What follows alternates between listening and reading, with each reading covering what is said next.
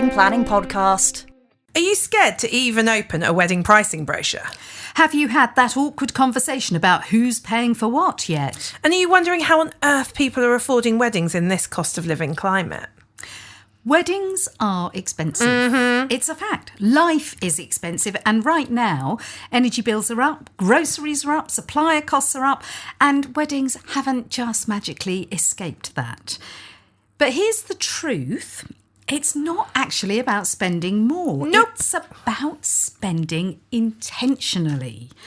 Yeah, intentional spending. I mean, if I didn't have to spend anything, then I would not spend anything intentionally. Free wedding, perfect. Yeah, but, it is everything you've just said. Everything kind of costs a bit more than it ever has done. And sadly, that's not going to change. Not right now. So now. I guess the first big question is, what can you actually afford? So I think before you look at venues, before you go falling in love with a photographer or a florist, before you pin 47 floral arches, I think you need just one thing, don't you? Yeah, you need a real number. You need to know what you can afford. So I guess you've got to ask yourself, what savings are you comfortable using if you've got savings? Yeah, exactly. You might not even have savings. So are your family contributing?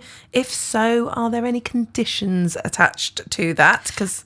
And that's really worth delving into, because you don't want to be caught out later down the line when they say, oh yes, well it was just a loan, or it was a loan and we needed it back within a year or 6 months or whatever. Or you're welcome to it, but you've got to invite 60 people that you don't really know. Yeah. There are a lot of things that could have conditions with family. So I think if you're able to, then not having family contribute can feel quite nice, actually. But if you're not able to, and actually if your family are just totally lovingly contributing, fabulous. But it's just about kind of working out what that means. And do you want to avoid any debt? Can you do that entirely, do you think? I guess you can if you've pre-planned, yeah. Yeah, it's back to that savings bit again. And if you are going to get in debt for your wedding, how much debt can you manage? How much can you handle? I think I've probably mentioned before that financial advisors do you know what? You might not have even considered it, but they can help you out when you're thinking about, can I afford the mortgage and a wedding and childcare and everything else? And it might be worth just having a chat to someone and trying to get to grips with that. And I suppose we talk about it a lot, but can you scale your wedding down? Do you want to compromise on the wedding? Do you want to compromise on the honeymoon? Is it that you're compromising on the house deposit, which makes me feel really... I know. But is it fair to say that in the first instance you almost write a wish list, sort of have a brain dump of everything you would really love, and then look at it in the cold light of day, reviewing your savings, reviewing your family contributions? Yeah. Is that a good way to do it? I think so. I think it's also, you've got to remember when you get engaged, you've got to enjoy the engagement as well as the wedding planning. So a lot of people go straight from engagement into, right, let's plan the wedding, what are we going to do, how are we going to do it? Actually, just take some time. Enjoy the fact that you're engaged, share that with your family and friends, go and, enjoy that part of it whilst taking some time to sit and think over it. Now, some of you might have already been thinking about this for years and have it all planned out and have worked out your finances. But I think it is so important to get to what you can actually afford, because there is no longer, or I don't know if there ever has been really, a normal wedding budget. There's a lot of averages out there each year. So every year they come up with a new average. But from my experience, those averages... It's a guide, not a rule, really, isn't it? And even then, I always wonder sometimes how they arrive at that. Yeah, I do. And I think a lot of it is through, maybe they've asked 80 couples out of the thousands that have got married. But I think, you just need to get to the point to know what works for you and what you can really afford and what your priorities are. So take that time once the question has been popped and, you've got that excitement going on, maybe just take a bit of time to sit back and go, what do we both really want from this, and what are we willing to compromise before on? you order anything, book anything. So that, I guess we always say that. And build in a buffer. Yeah, always have a buffer. Because things don't really, well, there will always be something you've not quite factored in. And the reality, really, of rising costs. Let's look at that, because I have spoken to a couple of couples relatively recently who have sort of suggested that suppliers are inflating costs. Oh, yeah. And I've jumped in quite quickly, because that's not the case, certainly not in my experience. I think you really have to take a good look at what's happening behind the scenes. It's not just, for instance, let's look at, say, floristry. You're not factoring into the cost of that arrangement perhaps things like fuel costs, because that can affect imports hugely. Energy costs, that affects for people like venues and caterers. There's going to be a real impact there. So, there again, that might be shoving costs up a bit. Food inflation, that's going to affect things like your menu choices, cakes. I think we've talked about the cost of chocolate before, and how much in the last 5 years chocolate has just quadrupled. In costs. But there's so many things, and I promise good suppliers are not just chucking on an extra zero for the hell of it, or because it's a wedding. We've talked about that before. It costs what it costs. And flowers, as you've just said, that lots of factors behind that. But if you're looking for something and it's very particular, your requirements are very particular, but those flowers are not in season, they will have to be imported. That will elevate cost without question. And generally across the board, I think things like insurance has risen, staffing costs have gone up. I mean, if anyone works within any business, you'll know that each year there's new things brought in by the government of how much national insurance is, things like that. Minimum wage. Yeah, minimum wage. Sort of everything increases. And also, there's a point of remembering that a lot of the time for caterers and for bar staff, their team, it isn't what they do full time. They've probably got another job, and this is what they do, for their extra money. Therefore, they need to be paid a decent amount to come and do it. Absolutely. Because they're not going to do it for nothing. And some of the younger ones might do it just for experience. But good staff costs good money. Yeah. I think margins are really tight for most small wedding businesses. I know the suppliers I talk to, everyone's absorbing as much as they can, but also trying to make a living. And I suppose the only place where that, you're looking at small businesses versus big businesses, but also it's really about, if you're feeling nervous about what someone's charging, it's about going and doing your due diligence for that supplier. Go and look at their website, look at their Google reviews, go back to their socials, make sure that they are legitimate and that they have got a reason to charge that, because experience costs money. It does. And most suppliers that we work with know their value and charge fairly. But if you have got any hesitation or any question mark over anything, do exactly that. Go and check them out thoroughly. And if you still come away thinking, I'm not sure I'm getting that value, let that be your guide, really. Yeah, and ask your suppliers, okay, that feels slightly out of my budget. Do you have any suggestions? Yes. Because some of them will say, actually, no, this is what it costs, this is what it's going to be. Some will say, okay, well, if you're doing that but not doing that, that could be a way to save money, and a lot of suppliers now do have a minimum spend. So if that minimum spend is already too high for you when you start talking to them, just know that they're probably not right for you and it's time to look elsewhere. Yeah. But there's a lot of things that are affecting pricing. But promise you, the good ones are not just going, oh, it's a wedding, I'll add an extra zero. Absolutely not. It's genuinely not how we work and not how we'd want anyone to work. So, it's a toughie. But then thinking about where should you spend your money? It kind of comes back to that beginning bit of understanding how much you've got, what your priorities are. We've talked about multiple times, what are your priorities? What are your priorities? What comes first for you? And it's about spending on where it matters most to you. So how would you drill down into that? What would you sort of put as criteria? I think, what are you still going to care about in 10 years' time? Oh, good point. Well made. Yes. I will always be a big advocate for good photography, videography, things that you can look back on and go, yeah, that was really worth it. What have I got left? Things like having an outfit that can be worn again in a different way, or, can it be split apart? Can it be dyed? Can it be just a jacket that you wear in future times? So things that you will still care about, still use in the future. But also, I think guest experience is so important now, and it is massively on the increase that couples are thinking about how their guests feel. And if that is a really good high priority for you, then that's somewhere that you'll probably need to put a bit more money than you'd anticipated. Because I think a traditional wedding, that the guests will turn up, do the ceremony, they'll get a bit of food, they'll get a drink, then they'll sit down and they'll eat, then there'll be some dancing.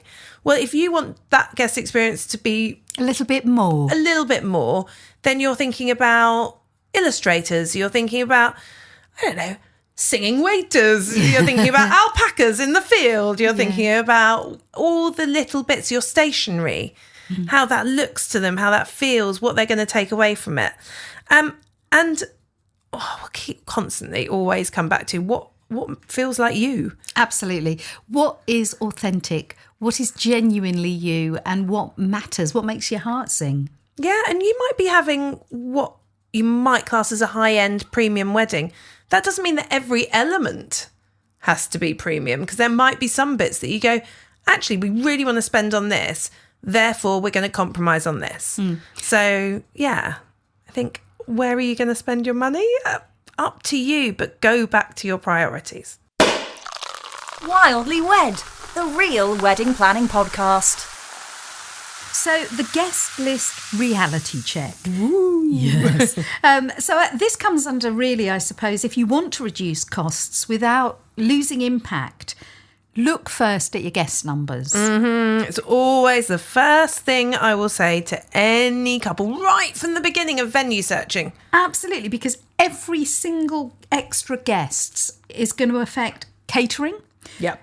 Things like furniture hire, favours, if you're going to do favours, stationery, bar costs, even sort of venue tiers sometimes. Yeah, because that might explain that actually a little bit more for us. So a lot of venues will have different pricing depending on how many guests you've got. And that is because if you're going for an all-in venue, they'll be able to say, okay, well, 50 to 80 guests is going to cost this much versus 100 to 120 guests.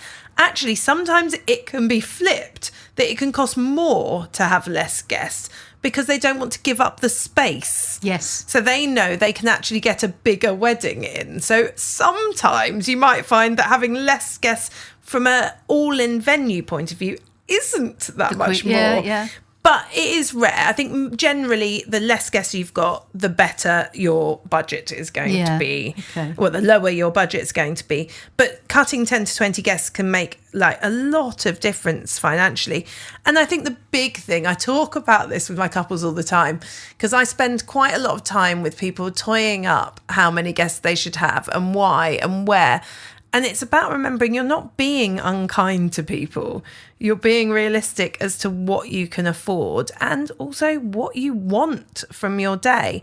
But I know it can be the trickiest thing. Oh, it can be a minefield, because I think your instinct is, of course, to want to invite anyone who means anything to you. Yeah. But I think, with costs especially being what they are, really scrutinise that. A bit like your budget, it's really worth taking time over your guest list. Yeah, and I think one of the first ones that I always recommend people just cut off is any colleagues.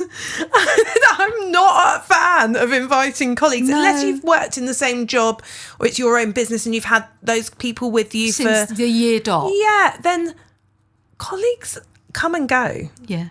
Yeah, they really aren't. And plus ones is the next one. If you've not met someone, then it's sticky. Do they need to be there? And that even goes into when you're doing a table plan. And people get a bit stuck sometimes because they're like, oh, well, we do want a top table, but I've not met my bridesmaid's boyfriend before because they live in another country, for instance. Now, where do we seat him? Where you know, we don't want him on the top table because we don't know him. We've never met him. So it's kind of some of those things they play in a lot. And babies and children. Yeah, we've had this conversation ad infinitum, I know. But it's, again, if cost is something that you're really managing or doing your best to manage, it really is. I think also it's that thing, go back to that, in 10 years' time, will these people, will these colleagues, will they still be my colleagues? Or will I have moved on? Will they have moved on? Yeah. You know, these people who are perhaps neighbours at the moment, how long? I think if you know that you've got to prune your guest list, go in with a very open mind. You can always sort of reinstate people, but just sort of maybe... That's the other thing. So have a bit of a buffer guest list. Yeah. So you send out your main invites. Yeah. And then later down the line, if you really want to, you can add some people in and they're not going to know. No. I think if you get your initial invitations out in good time, and hopefully anyone that can't come will be quite prompt in letting you know. Hopefully. That is one of the... You can then look at your B team, as it were, and nobody will ever be any the wiser. But I think that is only ever necessary if you have gone for a package that has a certain number of people. Because if they're on your B list anyway, well, don't invite them. Why are they there? Yeah. If you weren't thinking of inviting them in the first place, the only time I think, you might want to chuck them in is if your venue is a minimum of so many. And there's also another thing, like I'll always say, suppliers that you have to feed on the day, I always say you shouldn't feed them what you're paying for your guests. They shouldn't have a 3-course sit down. But if you have got a venue that's got a minimum and you're like 2-3 numbers off that minimum and you know you've got to pay for it anyway, you've got suppliers you've got to feed. So you can always chuck them in as your extras, so you're not just throwing that money away. Don't waste the money. I think that's critical, actually. But I think it's really important to try and find venues that aren't so particular. There's a lot of venues out there that have like a minimum of 90. And I think 90 nowadays is quite a lot of guests. It is. I'm seeing a lot of weddings that are a lot less than that. If you've got a venue that's saying minimum of 90, it's very rare that they're going to make any changes to that for you. So therefore, they're just not the right venue. So I know people have their heart set on things. And I think one of the beauties of, blow my own trumpet, working with a planner is that you can say to me, this is what we've got our heart set on. And I'll go, do you know what? That one's got a minimum of 90 guests. You've only got 60. But what about this? What about this one? Yeah. Because you don't know the venues. You don't know what's out there. So, I think... And that, to me, I look at that and I go, okay, you might have your heart set on that venue that has a minimum 90 cover. But really, are you honestly gonna invite 30 extra people if your guest list is at 60 just to secure that venue? That's a lot of money. It's a lot of money. It's a lot of random people that you didn't want at your wedding. So, I would say that's something to consider. Guest list is always important. Then talking about money, payment plans, cash flow, like how are you going to manage that? Because if you are saving month by month for your wedding, then you're not always necessarily going to have the cash flow there to pay for everything. So you do need to make sure when you start your planning journey that you're going to have cash flow at the right times and you're not going to put yourself into a difficult situation, because all suppliers will require a booking fee. Yes. I don't know any that wouldn't. So you've got that outlay immediately. Then it's normally staged payments. So understanding which suppliers want paying when. A lot of the time, probably unhelpfully for couples, but it is just the way the industry works. A lot of those staged payments will run at a similar time. So there will be just these real pinch points of, oh God, we've got to pay all of those people this month. And then in 3 months' time, we've got to pay all of them again. And it's just making sure you've kind of done that. So it's working out your planning. budget in the first instance, but working out then cash flow, I suppose. Isn't it? Exactly. And there will be some. For instance, I blow my own trumpet, but I'm always willing to be flexible on payments with couples. Once I've had my booking fee, I always say, look, if you would rather do this in more staggered payments, if that helps you, I'm really happy to do that. Or if you would like to sort of put me, so long as for me, it's before the ceremony, because that's what I'm offering you. I don't mind sort of moving down the pecking order if that helps your cash flow. So you will have some suppliers that can offer you a little bit of flexibility, but don't leave it till the 11th hour to ask for that. Yeah, I think totally. So just thinking about how your money's going to be spent when it's going to be spent. Yes. And then, like, I think we've already said it, having honest conversations with your suppliers. So like you just said, if someone says to you, oh, could we split it in this way? You'll go, yeah, that's no problem. And like I said earlier, if something's out of budget, just tell people it's out of budget. So instead of asking, can you do it cheaper, which is always a really hard one, letting suppliers know. And it's one of the biggest things that couples really try and hold back on. If a supplier says, what's your budget? They go, oh, we don't know, or we're not sure. No. Tell people your budget, because then they can realistically say what they can achieve within that or not. Yeah. And we'd much rather think about it and tailor things to your budget than be working on something, because it's also just having a bit of consideration. We've talked about ghosting before, ghosting suppliers. When you inquire with a supplier, they don't just sit there and go, okay, here's my price, bye. There's work that goes into that. You know, they'll go and work on the basis of exactly the information you've given them. Yeah. So if you give them a fuzzy budget or one that's not, you're wasting their time, because they will go and prepare a quote based on the information you've given them. And that is time consuming. It is time consuming. If you then come back and go, oh no, that's 10 grand over what I wanted to spend. Well, do you know what?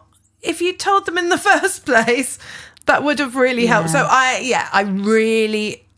most of my initial calls with couples saying, well, don't know. And some of that is because they don't know how much a wedding will cost. So that is why they're working with me, is to work it out. But if you've done that first bit that we talked about right at the beginning of understanding your budget, then you should be able to give an overall. Wildly Wed, the real wedding planning podcast. So over to our tips section of the episode. DIY tip first. So obviously DIY can sometimes save you money, but it can also cost you time, stress, and sometimes it can cost you more money. Can. So if you're thinking of DIYing, is that even a word? DIYing? Yeah, it is now. Well, if you're thinking about doing that, then it's always best when it's something simple, it's something meaningful, and it's not time critical on the day, and there's not lots of moving parts to it. But you don't need to DIY everything just to justify your budget. No, and as you say, sometimes it costs more long run. It really can cost a lot more, and we'll always say there are other ways of doing things. So yeah, DIY, but be sensible. Now, our sustainability tip. Really simple, this one. Buy less, hire more. And because it really is one of the easiest ways to manage costs and reduce your waste. So, hire instead of buy where you can. Things like decor, signage, props, even outfits. There is just so much that is available, either second-hand or for hire. And, hire or second-hand, I think, is a really good benchmark. It saves money, it saves storage, and it saves the planet too. We like that, don't we? What's not to love about that? And then our supplier tip this episode comes from Jasmine of Cook and Buttle. She's a caterer, and what have you got for us? Top tip I would give my couples is really create the menu around yourself. So make sure it's the foods you absolutely love and nostalgic, and really invest in having staff. It's really important to have enough staff on. So the only thing you need to worry about on your big day is seeing I do. Thank you, Jasmine. Now, our next episode, let me tease you deliciously with that. Sort of backed by popular demand, really. Next time we're going to be answering your questions, because we haven't really done one of these for a while. No. So please DM us your big, medium, teeny tiny questions, and we will endeavour to answer them with some degree of wisdom and expertise. But yes, so just give us your big questions, small questions, and all questions. I'd really like some really tricky questions. Like, I want your real meaty, gritty questions. So you are asking for trouble, lady. I'm telling you. So yeah, that's our next episode. And until then, where you can find us, we are Wildly Wed Pod on Instagram, online, YouTube. rate, review, share, subscribe, all of those wonderful things. But you can listen to us on Spotify, Apple, and we will see you We'll next be back. time. Say I do to the Wildly Wed podcast. Follow us on Insta at Wildly Wed Pod.